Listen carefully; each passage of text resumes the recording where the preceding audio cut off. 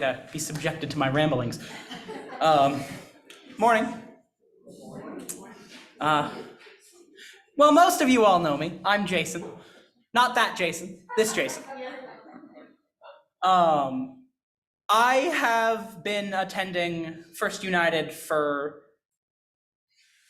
a little over a decade now. I think my earliest memory that I have here, I must have been about 7 years old, and I came attending a Christmas Eve service. I think around that time, I think it was just after Anya was born.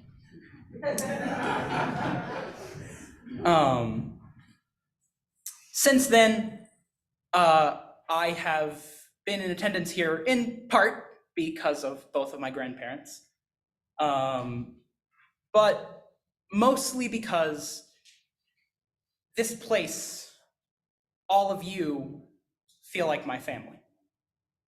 I have grown up here. I have come to love so many of you. God, what do I want to say?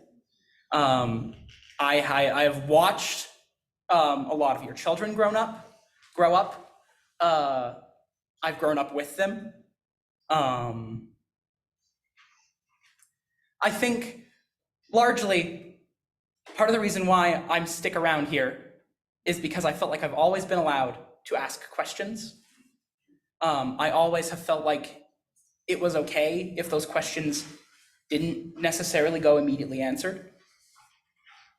I never felt like I had to have all of this figured out. I still don't. I don't think any of us do.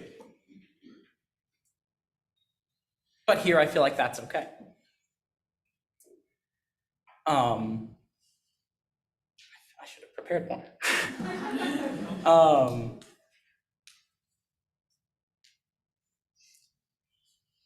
I've always felt welcomed and cared for and guided. I've always felt heard, really heard.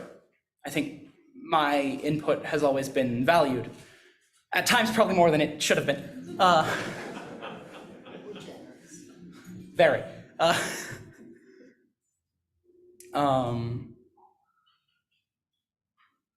Again, I feel like you are all my family. In some cases, more literally than others.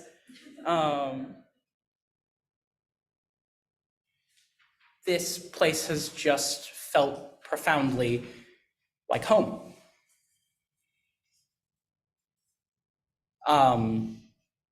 Several of you have raised me, shared enlightening moments with me. This church has donated money to send me to New York twice for my school's Montessori Model UN program. And now the church is funding my college. I owe so much to this congregation.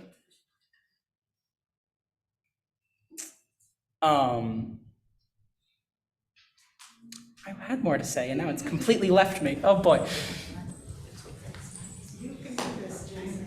But this is, you know, my grandfather's remains are in the columbarium there.